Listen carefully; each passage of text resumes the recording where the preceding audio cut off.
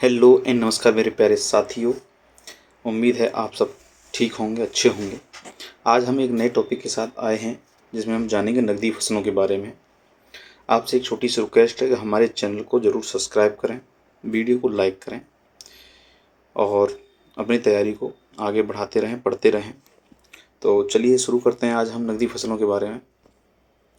नकदी फसलें, तो पहले जो नकदी फसल हैं वो कपास, गन्ना, इस टाइप की जो है ये नकदी फसलों के अंतर्गत आती हैं। तो कपास का जो परिचय है उसका प्राचीन इतिहास भी हम देखेंगे। तो इसका महत्व क्यों है?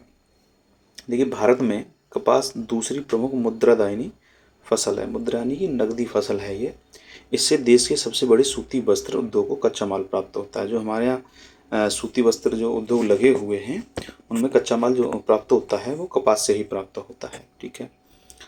अच्छा, पौधों का जो कुल है यानी कि इसकी फैमिली, ये वैज्ञानिक दृष्टि से देखा जाए तो ये कपास जो है मालवेसी कुल का एक पौधा है। कौन सा कुल है इसका? मालवेसी कुल का जो है ये पौधा है।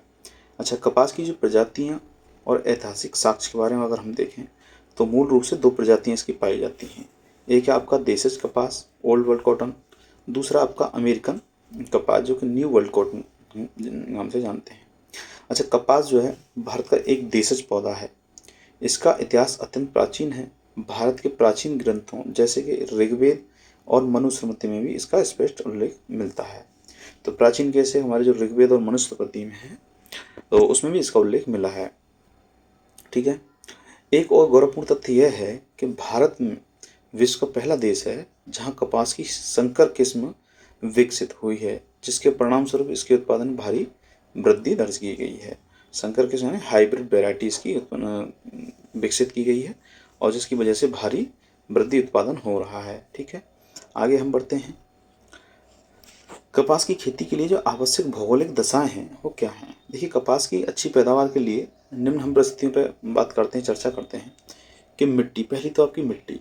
कपास की कृषि के लिए जो काली मिट्टी है उसको सर्वाधिक उपयुक्त माना जाता है। जो काली मिट्टी जो होती है वो इस कपास के लिए बहुत अच्छी होती है। और क्वेश्चन भी आता है कि कपास की जो खेती है वो किस मिट्टी में अच्छे से होती है, तो वो काली मिट्टी आपका आंसर हो जाएगा। अच्छा, तापमान की अगर हम बात करें इसके लिए तो इसके पौधों के जो विकास के लिए 25 डिग्री से 35 डिग्री से का तापमान जो है तापमान होना आवश्यक होता है। 25 से 35 डिग्री बीच इसका जो है अगर टेम्परेचर अच्छा है तो इस कपास के लिए वो बहुत अच्छा माना जाता है इसके विकास के लिए। अच्छा, पाला रहित अवधि।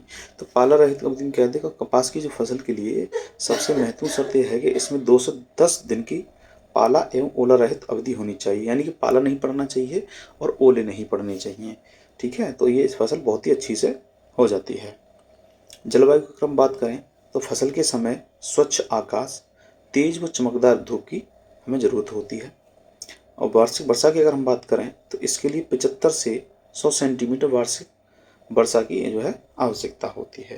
तो ये नकदी फसल है। ठीक है, बहुत अच्छे से ये अगर सूखे में है और इसको पर्याप्त पानी मिले, पर्याप्त धूप मिले और पर्याप्त मिट्टी है तो बहुत ही अच्छे से ये फसल लहरा होते हुए होती है।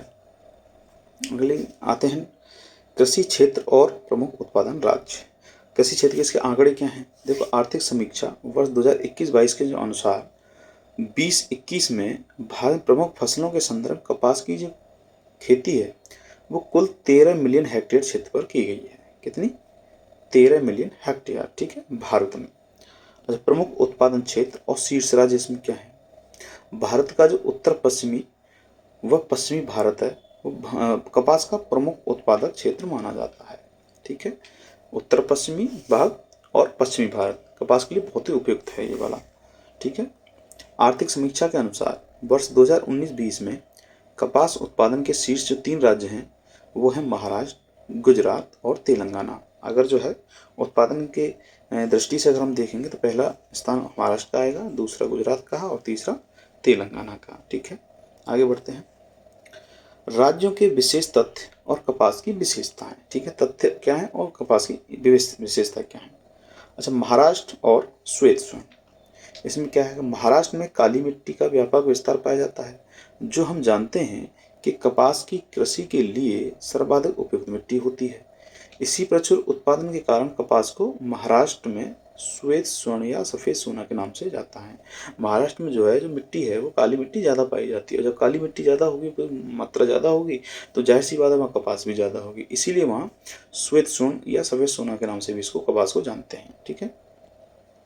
मध्य प्रदेश में कपास की खेती क्या है? तो मध्य में कपास की कृषि मुख्यतः राज्य के पश्चिमी भाग में मालवा पठार एवं नर्मदा घाटी क्षेत्र में पाई जाती है। तो मध्य प्रदेश कहाँ पाई जाती है? पश्चिमी भाग में मालवा पठार और आपकी नर्मदा घाटी क्षेत्र में। ठीक है। तो मध्य प्रदेश के प्रमुख कपास उत्पादक जिले के नाम इस प्रकार हैं: पूर्वी एवं पश्चिमी निमाड़, धार, देवास, शाजापुर, उज्जैन, रतलाम, होशंगाबाद तथा रायगढ़। ये जो है इसके प्रमुख जिले हैं। ध्यान देने की बात क्या है कि मध्य प्रदेश के खंडवा, खरगोन जिलों को कपास की अत्यधिक खेती के कारण सफ़ेद सोने का क्षेत्र कहा जाता है। क्या कहा जाता है? सफ़ेद सोने का क्षेत्र। किसको? मध्य प्रदेश के जो है खंडवा खरगोन जिलों को, खंडवा खरगोन जिलों को क्या कहा जाता है? सफ़ेद सोने का क्षेत्र कहा जाता है। महत्वपूर्ण बिंदु क्या है इसके?